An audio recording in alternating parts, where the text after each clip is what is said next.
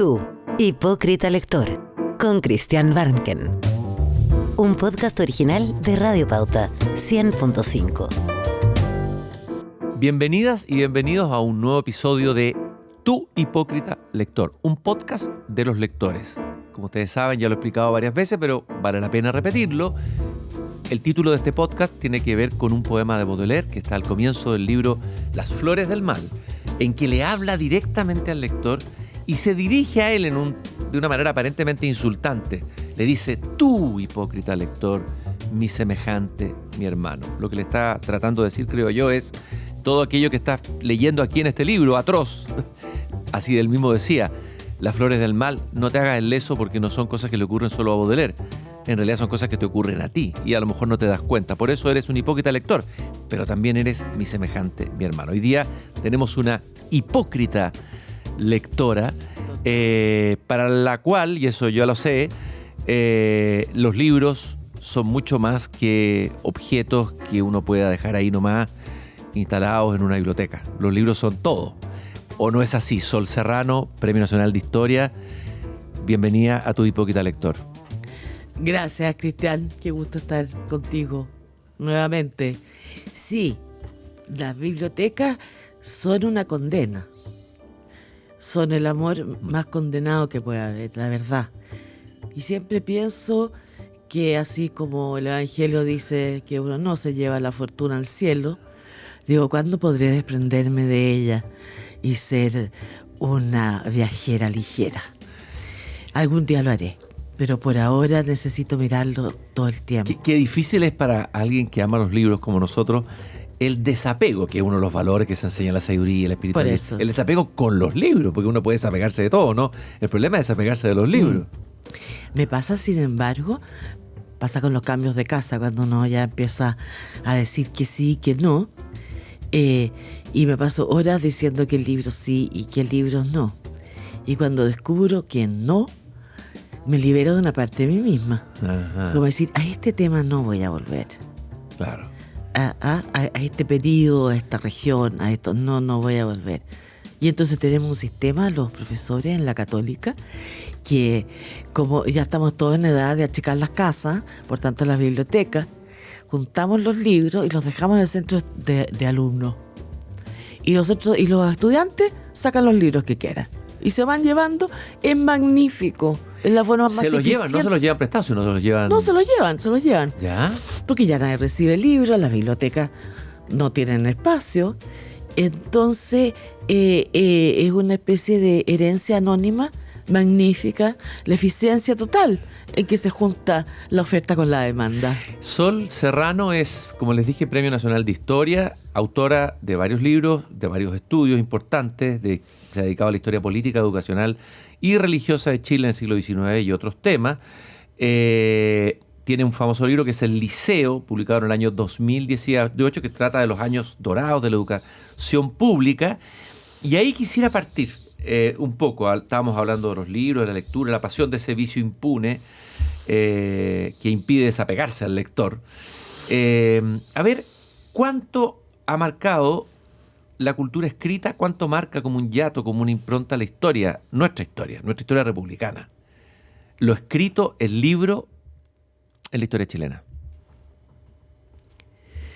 Bueno, la cultura escrita es el envoltorio por el cual camina una cierta cultura, que es precisamente la occidental, desde Grecia en adelante, y la educación en el periodo colonial y muy claramente en el periodo republicano, en el Instituto Nacional. Es una educación clásica, la de la élite, y lo que hoy día llamaríamos la media, la educación media, pero que era más confusa en esa época.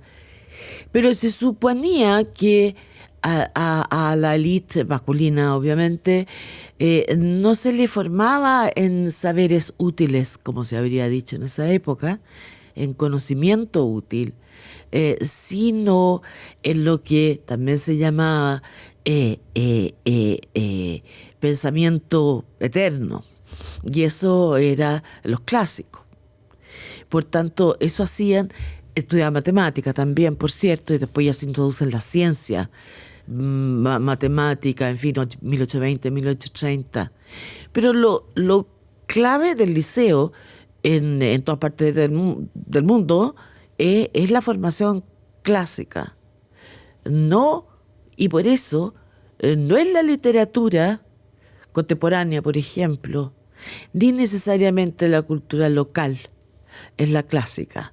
O sea, lo que se demoró Molière en entrar en el liceo francés fue muy largo,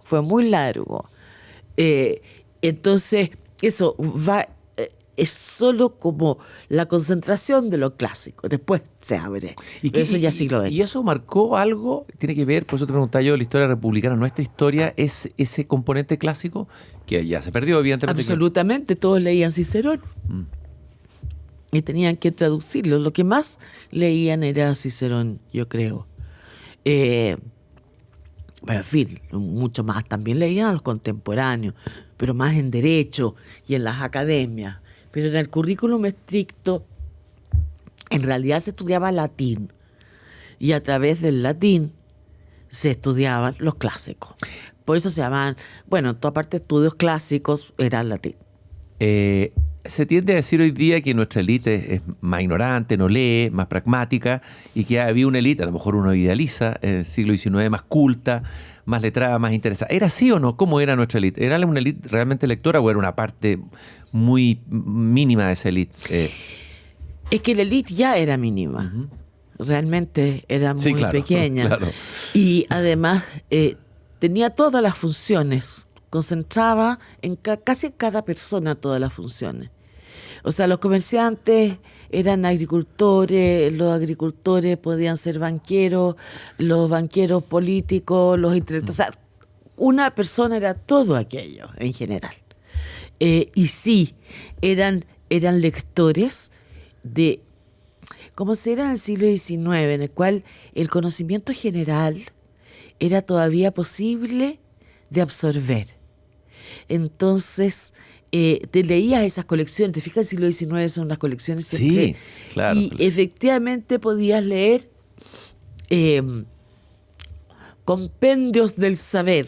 Y hoy día ni por casualidad podría entrar en la cabeza de un alfiler de un tema. Como las enciclopedias, en el fondo, el concepto de la enciclopedia ilustrada, ¿no? Un poco menos dividida, más narrativas, digamos. Y eso en el siglo XIX era la historia. La historia es la gran disciplina del XIX en el mundo occidental. Y son los grandes historiadores, porque va a estar ligado al tema de la construcción de la nación. Y van muy juntas ambas dos. Entonces las grandes colecciones de historia, las nuestras fueron más tardías, no eran parte del currículum. Historia no entró en el currículum, por ejemplo, en la Sorbonne hasta bastante entrado el XIX. Se leía como parte de la vida nomás, como nosotros podemos leer, en fin, literatura, novela. Entonces, y nosotros no teníamos historiadores, muy interesante eso. Porque lo que conocemos nosotros hoy día como los cronistas del periodo colonial no se conocían en la época de la independencia, porque se encontraron después de la independencia en los distintos archivos. Y esto de que Chile iba a ser un país de historiadores. Lo era, claro. O sea, ¿Cómo llegó a serlo? Mira, es bien interesante porque el Estado de Chile contrató a Claudio Gay, que era un botánico francés magnífico, y un gran investigador de terreno, y que, en fin, era parte ahí del Jardin des Plantes. El Jardin des Plantes, sí, al lado del Sena. Y le ofrecieron venir a Chile a hacer un estudio de la botánica. Y fue una empresa gigantesca que terminó además escribiendo la historia física y política de Chile. Y tengo mala memoria, pueden ser 10, 12 tomos. Es una obra monumental. Es maravillosa y además ahora tiene además todas las pinturas de él, son acuarelas y dibujos. Y entonces ahí la escena es fantástica porque Prieto, viene siendo, sí, el presidente Prieto, quería... Uy, si me equivoco me van a retar mis colegas. No importa. Esté bien haber sido Prieto. Que le dice a Gay que quiere que escriba la historia de Chile. Y Gay le dice, pero ¿qué podría ser interesante de escribir de la historia de Chile? Ya. Bueno, y entonces el pobre Prieto se ha sentido en apuro, pero sobre todo le dijo lo que había sido la independencia. Pero en fin, entonces Gay hizo una investigación en las bibliotecas privadas. O sea que no había biblioteca, lo que hoy día consideramos biblioteca pública. La Biblioteca Nacional es la primera. Los había en los conventos y en las casas particulares. ¿Cómo era? ¿Qué libros había en los conventos? Muy actualizados. Uno tiende a pensar que más bien había un canon limitado y restringido. Pero, por ejemplo, estaban los autores clásicos del 18 ilustrado español. O sea, que tenía el sesgo de sacar lo no religioso de la ilustración francesa. Pero sí, ¿no? O sea, estaba toda la literatura teológica del 17 francés, que es riquísima. Eran bibliotecas muy serias. Además, porque quedaron las jesuitas, pues. Y las jesuitas fueron dejadas después a la Universidad de San Felipe. Oye, Rubén Darío llega en 1888 a Valparaíso. Aquí escribe el Libro Azul. Sí. Y él se hizo amigo del hijo del presidente de de Pedro. Balmaceda. Y se cayó en estado de éxtasis con las bibliotecas que encontró acá, en la élite. No sé si en el Palacio de Gobierno o en la casa de Balmaceda. En relación a las bibliotecas que había seguramente en Managua o de donde él venía, eran tan prodigiosas, mucha poesía francesa encontró que marcaría toda su poesía después. Sí. ¿Cómo eran esas bibliotecas? Mira, es bien interesante porque tienen libreros. Esto pasaba sobre todo en Francia, después hacia esa época también Alemania, bueno, también Inglaterra, pero Francia era un mercado librero muy importante. Y entonces le van sugiriendo, pero también a los editores, como diciendo, mira, en el mercado de América Latina traduzca esto, o etcétera. España era menos concurrido, pero estaba, por ejemplo, la historiografía francesa, Michelet, Thiers, los clásicos que son Carlyle, por ejemplo, del otro lado, Humboldt, estaban enteros. O sea, pues esto que eran las colecciones. Hay catálogo que él mismo hacía de la biblioteca de Manuel de Sala, que es de no creerlo. Si alguna vez vas a Copiapó, anda en la biblioteca Los Mata. Mira. Es una belleza. Todo lo que trajo Mariano Egaña para Juan Egaña y para él desde Londres son, pero baúles de baúles de baúles. Es impresionante. No, el mercado era bastante intenso y además el papel era mucho más barato en Europa. Por tanto, los libros no eran tan caros. O sea, hacer libros aquí era finalmente mucho más caro. Por eso de repente uno ve textos escolares hechos en Herder. Y uno dice, Dios mío, porque se imprimía en Alemania. Claro. Que lo más sofisticado. Y uno dice, chita, eran tan buenos que los editaban en Alemania. No, lo que pasa es que era muy barato. Oye, siempre me preguntaba cómo habrá sido la librería, la biblioteca de Andrés Bello. Él llegó acá, bueno, venía sin libros, sin nada. Tuvo que armarlo de cero. ¿Cómo se encontró Bello? Si comparaba las bibliotecas de Caracas con las bibliotecas chilenas, él decía, me parece en una carta le decía que circula solo un papel, que era un periódico que había, el único papel comparado con más prensa que había. A ver, se encontró con una pobreza bibliográfica. Cuando llegó, bueno, estaba la biblioteca de los Egaña, que posiblemente ha sido una de las mayores en ese momento. Y lo que arma Bello, su propia biblioteca, es sobre todo que está suscrito a todas las revistas importantes europeas. Eso, por ejemplo, también lo estaba el arzobispo Santiago y también el presidente de la República. Digo, en eso la prensa europea circulaba bastante. Yeah. No es una prensa diaria, era una prensa más semanal. Y ahí entonces hacían los encargos. A propósito de que las librerías ponían todo su catálogo.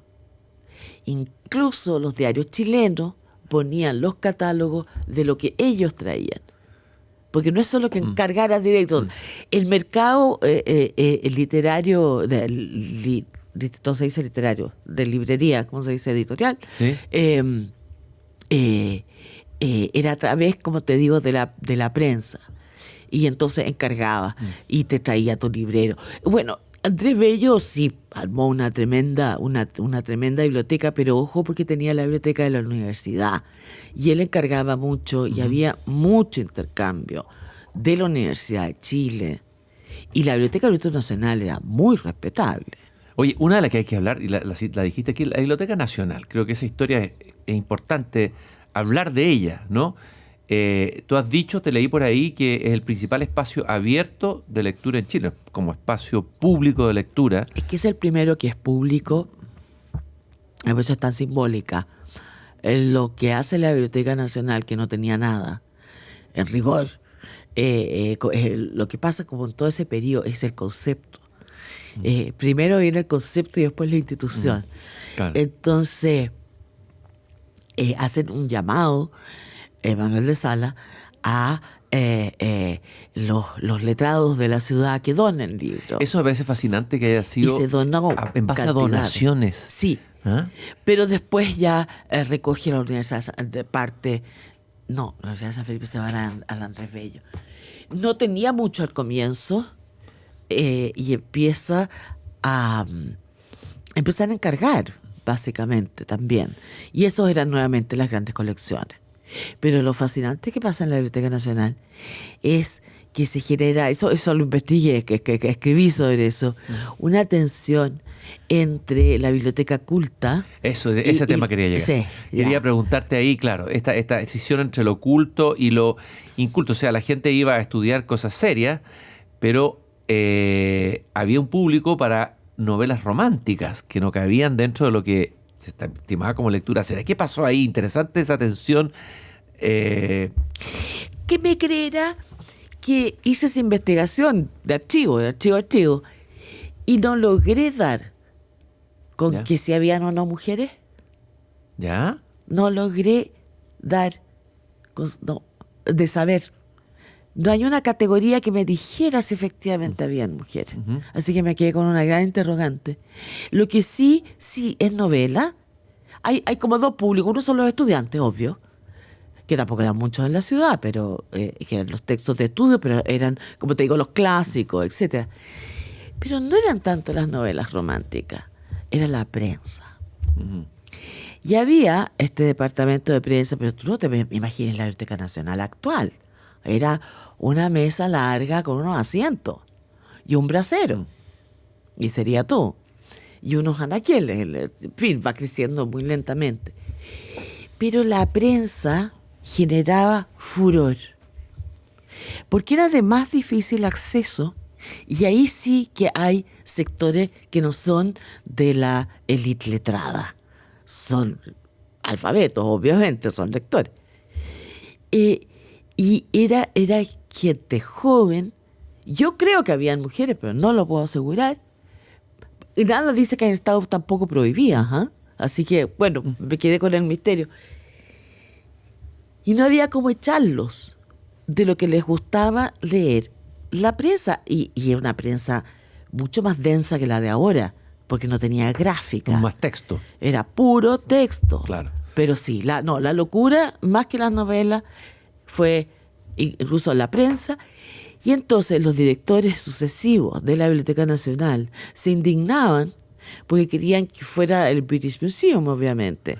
Entonces quería que fuera de los investigadores, y que era para investigar. Claro. Eso seguramente tenían más que la Biblioteca Y Nacional. las en su novelas casa. románticas, estas También. novelas...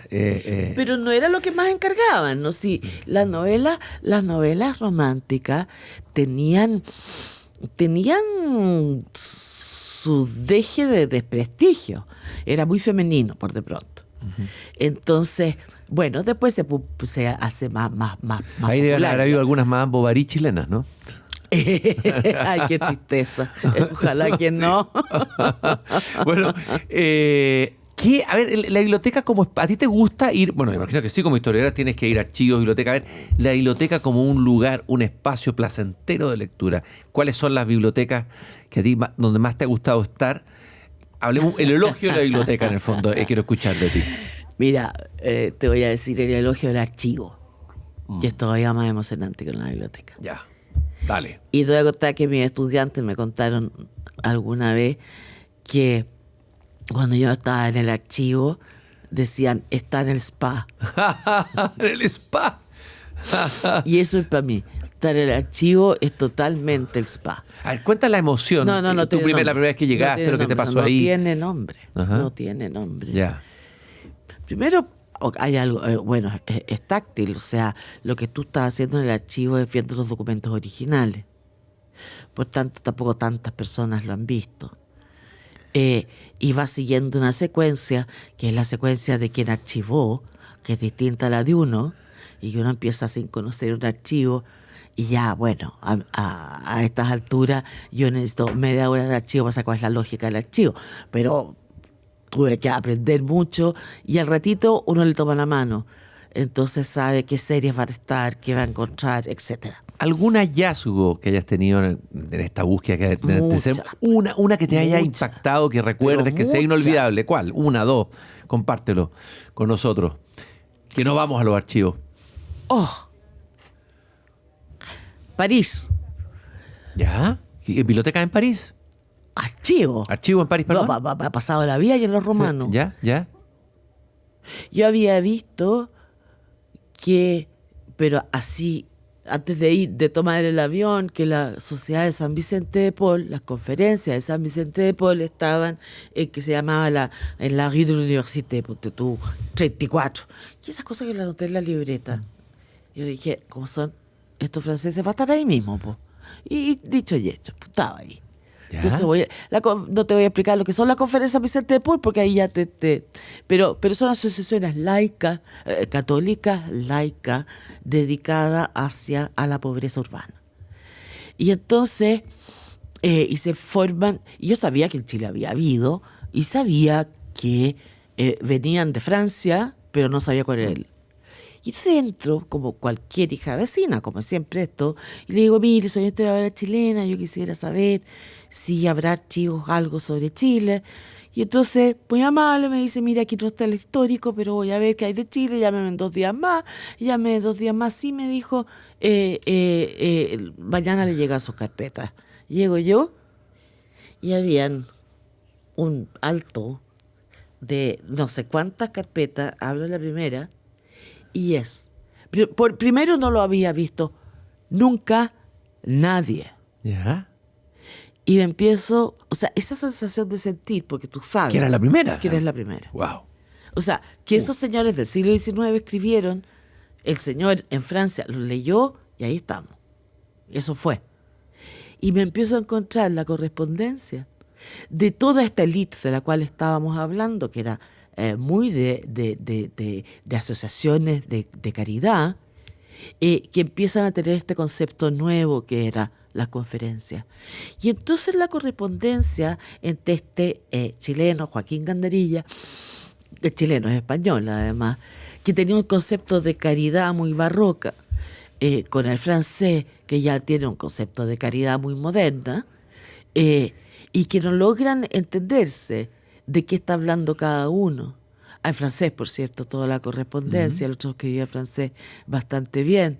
Y entonces, y uno se da cuenta como esas dos sociedades, dice, todas las cartas, los personajes que escribían, yo los conocía como la palma de mi mano. Y están hablando sobre la pobreza urbana, tema que no se hablaba. Y ese era el tema. Eso, ya haberme encontrado con toda la correspondencia de las monjas. Pues. Oye, la pérdida de las epístolas, las cartas del género, ¿no lo encuentras que es una tragedia? Como documento en la literatura, en todo, que no se escriban cartas prácticamente. Hoy. Vamos a tener una nube muy, muy, muy sustanciosa, y no sé cómo eso se va traer a los archivos, una larga discusión. Lo que vamos a tener es una cultura digital gigante y vamos a tener la cultura de los WhatsApp, pues, no diré en este momento, parece chiste, pero... Que se han hecho muy famosos como género, género literario. Y ya sabemos. Y superan la literatura fantástica. Por eso vamos a tener ese género que hace un género muy interesante. Sí. Estás escuchando un podcast original de Radio Pauta, 100.5. Pero estaba pensando que obviamente que no es lo mismo este placer tuyo que tú describiste de llegar a abrir la carta y tomarla entre tus manos, que parte por una sensación física, táctil, ya no va a estar para el historiador del futuro en el sentido de documentos de para ahora. la historia contemporánea no va a estar, porque siempre va a estar esa historia antigua que queda, sí. pero no va a estar, o sea, si uno piensa en las propias historias familiares. Yo digo, yo tengo hasta cartas de mi mamá, pero no sé si mis hijos tienen cartas mías. Cartas. Tienen mails y WhatsApp y lo que sé, pero no sé si tienen cartas, yo creo que no. Oye, las mujeres, las mamás, las abuelas, lectoras en Chile, Mucho. y además escritoras de cartas y escritoras de diario, ahí hay un mundo fascinante Sí. y rico, digamos. ¿Ah? Menos diario que cartas. Menos diarios que cartas, ¿ya? Sí, desgraciadamente la costumbre requería más disciplina interior tener diario. Era muy protestante, también católico, Ujú. pero no sé si eran tan disciplinadas. Pero las cartas, sobre todo las mujeres, mantenían las relaciones familiares de información. Ellas eran la voz del mundo, para el mundo. Entonces, como uno está en el campo, el Valparaíso, sí, la correspondencia es muy intensa y son las madres las que mantienen informados a todos de que nació el hijo tal, de que se casó el otro, de que, etcétera. Son muy descriptivas, no son mayormente emotivas ni interiores. No. Son qué pasó, y las masculinas también. Entonces el hijo le escribe que el trigo, la cosecha se fue, en fin, que se murieron los terneros del potrero. Tal. ¿Ya? ¿Y escritura más interior no hay? ¿No hay cosas interesantes donde O sea, indagar? no puedo decir, no, claro que la hay. La Carmen Regada, por ejemplo. ¿Ya? Tiene- Háblanos de ella, tiene- de ella. No podría decir, no soy muy Ya. especialista, pero en su tan desgarrado amor ¿Ya? por Rugienda, esto ya estamos en una beta más romántica, propiamente.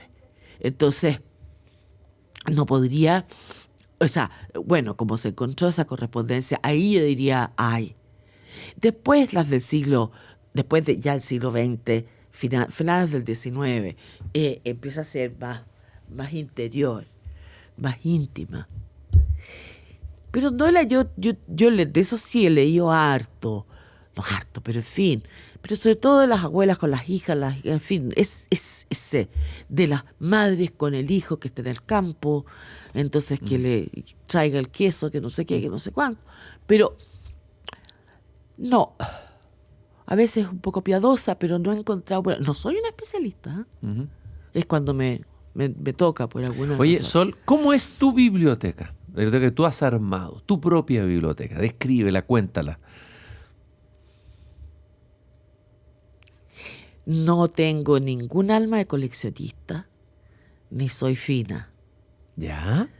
Me da lo mismo las primeras ediciones. ¿Ya? No tengo No eres nada de bibliófila. eso, ¿no? nada. ¿Ya? ¿Ya? Me importa tenerlo nomás.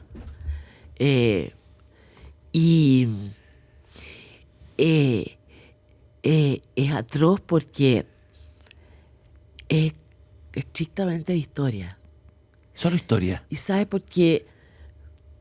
Porque robo la otra. La literatura ¿Ya? la robo. ¿La robas? La robo. Tengo bastante donde robar. Ah, ya. Ya. Sí. Entonces se la roba a mi marido, se la roba a mi hermana, y después la devuelvo, soy seria.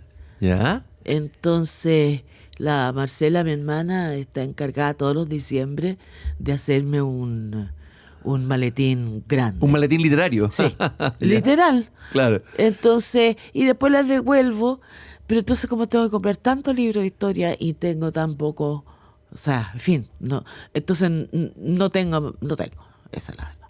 ¿Y rituales en tu biblioteca? ¿Tienes algún ritual privado, cierta hora, cierto momento, cierto rincón? ¿Qué libros miro sentada en el escritorio? Los que miro directo. ¿Ya? Tengo Historia de Chile en una parte, tengo Historia de América Latina en otra parte, y tengo Europa y historiografía, teoría, que van juntos. Ajá. Y ahí están todos los distintos temas de mi vida. Y esa es la que más quiero. De historia francesa y de historiografía. Y esos los miro desde mi escritorio. Ya. Y los miro con devoción. Sí. Con devoción. Sí, ¿Ah? sí. Hay una piedad, la piedad libresca, por decirlo Sí, así. como una cierta gratitud, además. Y me encanta, bueno, supongo que todos tenemos la costumbre de firmar los libros, porque además si no los robo, me han robado mucho en la vida, ¿eh? Eso sí que sí, ya no tengo idea. Bueno, pero siempre le firmo, pongo la fecha y la ciudad. Y me acuerdo, y me encanta porque es la biografía de uno, ahí. La primera vez que compré un libro en Amazon, lo firmé, puse la fecha, ¡ah! Y dije, ¿y ciudad? Claro.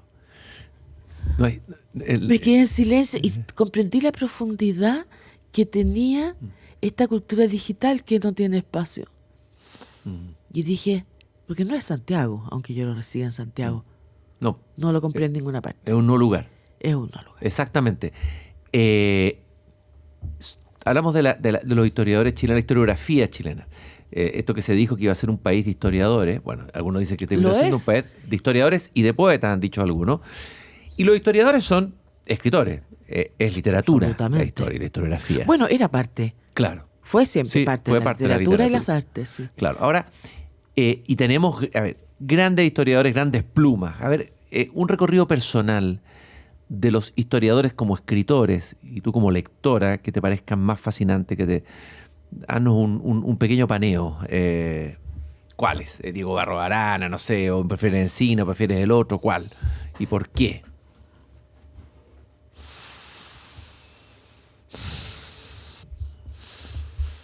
Quizá mi gran amor es Amunátegui. Amunátegui, ¿ya? Miguel Luis. Háblanos de él. Tiene una narrativa mejor que la de Rosa Arana, encuentro yo. La Rosa Arana es magnífica, pero un poquito más seca. Y tiene la capacidad de describir las fuentes con mucha veracidad, pero no interrumpe la lectura. Su crónica sobre la independencia es maravillosa, es una lectura adorable. Así que como historiadora, Amunátegui, además lo admiro mucho a él. ¿Por qué? ¿Por qué lo admira?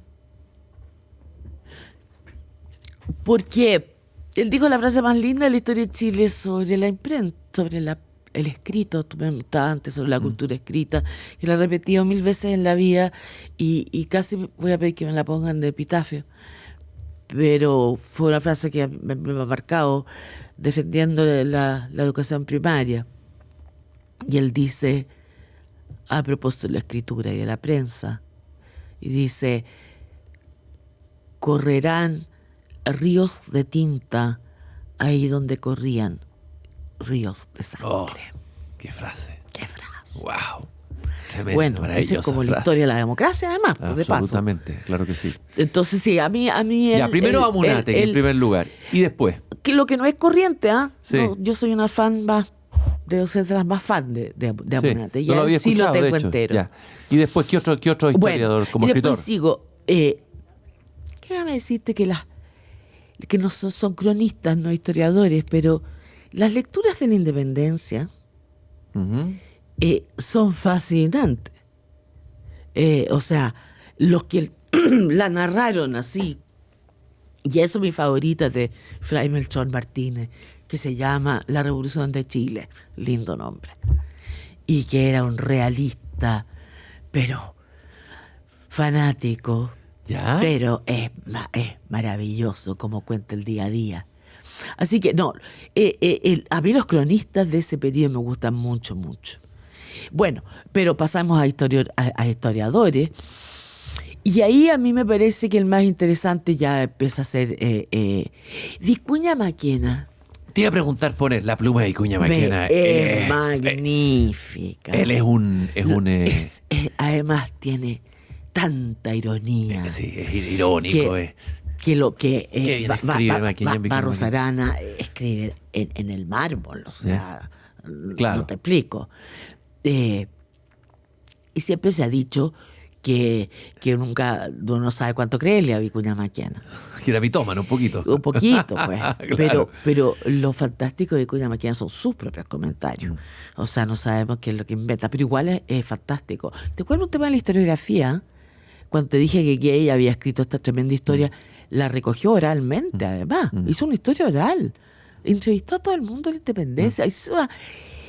Y de la revolución del 51 salieron cascando exiliados Barros Arana y Vicuña Maquena, perdón, el 59. Y se dedicaron a los archivos de Lima y España. Ujú. Y habían copistas. Y Ya. entonces ellos contrataban muchos copistas y empezaron a llegar la documentación colonial chilena. En gran parte fue recogida fuera de Chile. No había mayormente acá, salvo las jesuitas, pero del gobierno había muy poco. Entonces se recopiló, eso sí que es historia global, que en la historia de Chile no estaba en Chile, estaba en Lima, allá en España. ¿Qué historiador no chileno, me imagino que será europeo, tengo la intuición, te marcó? ¿Qué libro colocarías tú en un canon tuyo, personal propio, de la historiografía y de la historia? François Furet, sin duda. ¿Ya? Sin duda. Háblanos un poco de él, cuéntanos quién es él, para el que no lo conoce. Él es un historiador francés que fue director de la École de Haute Étude y era especialista en la Unión Soviética. Creo que fue comunista en algún momento, pero junta la historia de los anales, la historia serial, todo aquello que habían hecho los Brodel, etcétera, etcétera, pero lo cruza con la historia cultural, en un libro para mí que es la historia de la alfabetización en Francia. Se llama de Calvino a Thierry, hasta el siglo XIX, que es una historia cultural de la lectura que a mí me dejó vuelta para atrás nomás. O sea, nada me importó. Yo quizás no habría hecho lo que hice en educación si no fuera por él. Y después se dedicó a la Revolución Francesa y tiene la interpretación más original posiblemente sobre la Revolución, que la deja de tratar como un fenómeno sintomático de problemas sociales, que había sido bastante la clásica, y describe por qué la revolución es un fenómeno estrictamente político. Y hay muchas cuestiones sobre teoría ahí, sobre causa y efecto, sobre cómo estudiar los procesos y el tiempo corto de la política, con el tiempo más largo de la cultura, y ahí, en fin. Y ese se llama Pensar la Revolución Francesa, que fue abarcado un antes y un después. Vamos a hacer un flashback hacia la infancia, lecturas de infancia, el contexto en que tú te criaste y creciste como lectora, dónde fue. Háblanos de todo ese ecosistema lector que te rodeaba. Sí, lo tengo como tan fresco. En mi casa los libros y la lectura lo escribí alguna vez, era como el pan del desayuno. Tenía esa frescura, no tenía ni una pedantería, ni nada de esa naturaleza. Mis padres escogían como chef que leíamos. Mi padre Maître d'hôtel, mi padre escogía mucho, o sea, no escogía, encargaba las lecturas de mi mamá. Pero lo más importante es que mi abuela nos leía en voz alta, en francés, evidentemente. Yo nunca aprendí francés.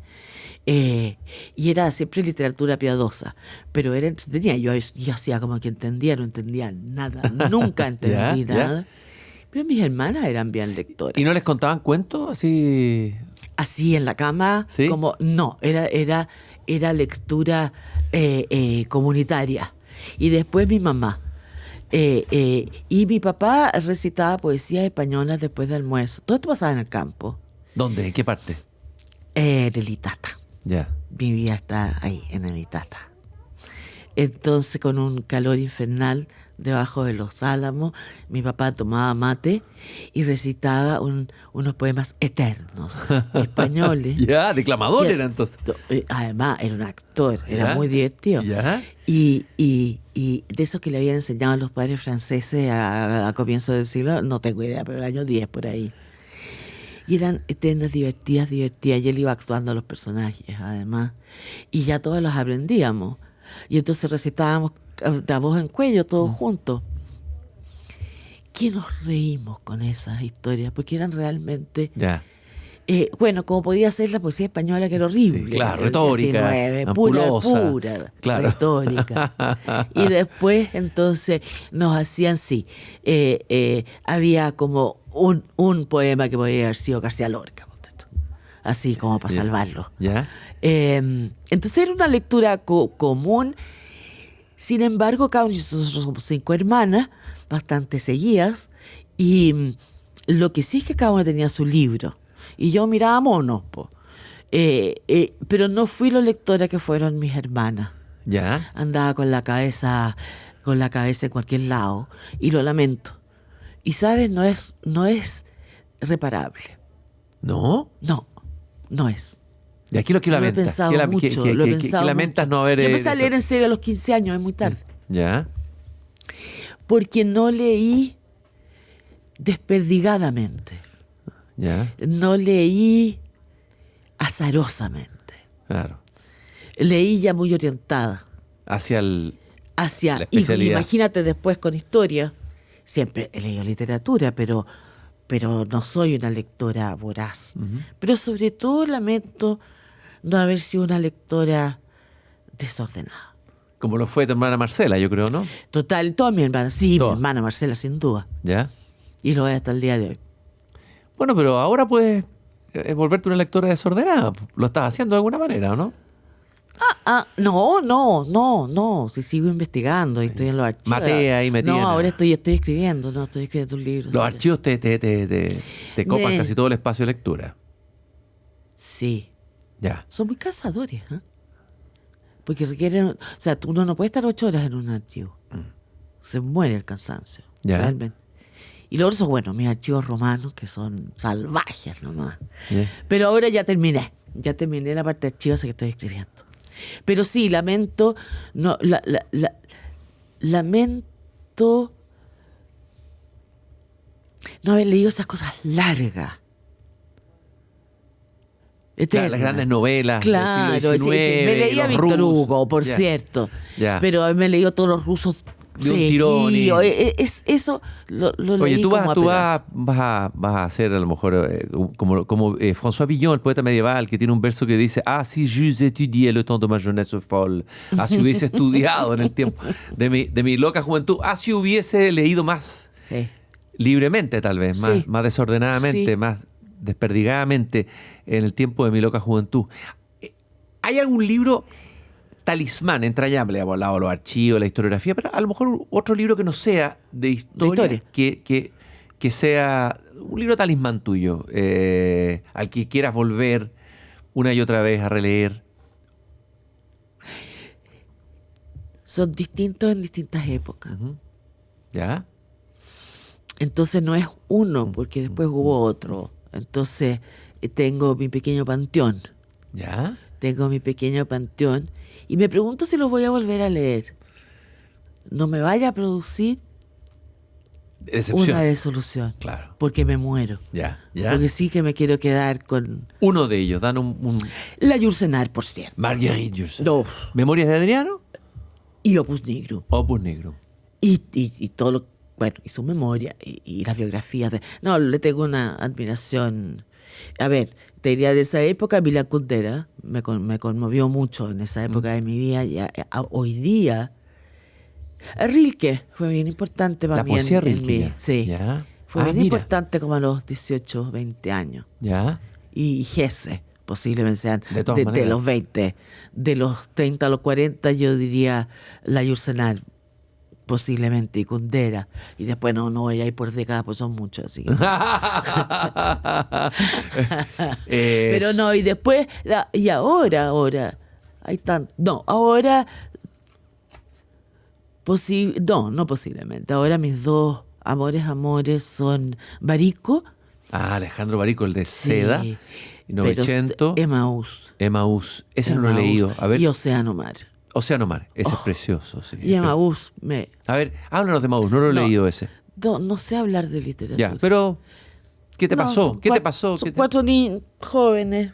Bueno, que una mezcla entre la locura y la religión y la maldad y la bondad de cuatro cabros de colegio. Y lo que vi. No sé hablar de eso. Y el otro es bueno, Carrère, El Reino. Emmanuel Carrère, El Reino. El Reino, Es interesante porque específicamente El Reino. es un libro que es una autoindagación, primero porque él tuvo una crisis, Sí, pues. se convirtió así súbitamente a través de una tía piadosa, parece, lo que me acuerdo, pero después pierde la fe de nuevo y se pregunta qué es la fe finalmente. ¿Es una locura? ¿Qué es? ¿A qué No, encontraste tú en ese libro? Porque desde la visión, tú católica leyendo el libro de un... Mira, es que primero hay toda la parte biográfica por las cosas que he estudiado como historiadora, siempre he tenido que estudiar mucha historia de Francia. Por las relaciones muy directas que... Entonces, y sobre todo el catolicismo francés. Entonces, toda esa vida de un católico francés la conozco calle por calle, librería por librería, autor por autor. Entonces, te imaginas lo cercano que me era. Pero espérate, los católicos franceses están hablando de los Mauriac, de esos escritores, No de escritores, de dónde van a misa en San Sulpice. Perfecto, ya, ok, ya entiendo. Del tipo de las conferencias de San Ya, Vicente, sí, del, ya. Ok. de dónde está la Sí. librería donde dan todo, etc. Ya, ¿y qué pasó con Carrère? Entonces, ¿qué te pasó con Carrère? Bueno, todo el mundo que describía me era tan cercano, o sea, tan fascinante, me lo ilustraba de una manera increíble. Además, su estudio de San Pablo Eso, es ¿cómo extraordinario. Es como que con una cámara lo siguiera. Impresionante la historia. Y con como una originalidad. Sí. No, yo no puedo decir originalidad, pero eso no tiene que ser teóloga. Es una frescura lo que estoy diciendo. Con una convicción, al menos. Y lo hace un personaje muy, muy fascinante. Pero eso es un estudio que ni siquiera necesitaba ser católico para hacerlo. Quiero decir, no tenía que ver con la fe. Y al final sí pierde la fe. Pero ¿qué es la fe? Es la última escena. La última escena, sí. Es la Sí, última verdad. escena. Ahí está. No lo vamos a espolear, pero No. el que se interese y se haya interesado No, en la recomendación o sea, y que da nos lo ha- mismo, es una escena que tiene un párrafo. Y eso es.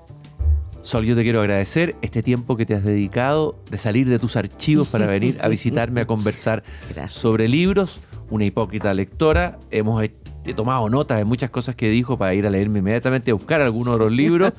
Gracias por habernos acompañado y gracias a ustedes también que nos han seguido. Si les interesó esta conversación, pueden buscar las otras en Spotify y también en el sitio de Pauta. Todos los viernes estrenamos a las 8 de la tarde aquí en Pauta el podcast Tu Hipócrita Lector. Nos encontramos en la próxima. Muchas gracias, Cristian. Muchísimas gracias a ti. gracias. Tú, Hipócrita Lector, con Christian Warnken. Un podcast original de Radio Pauta 100.5.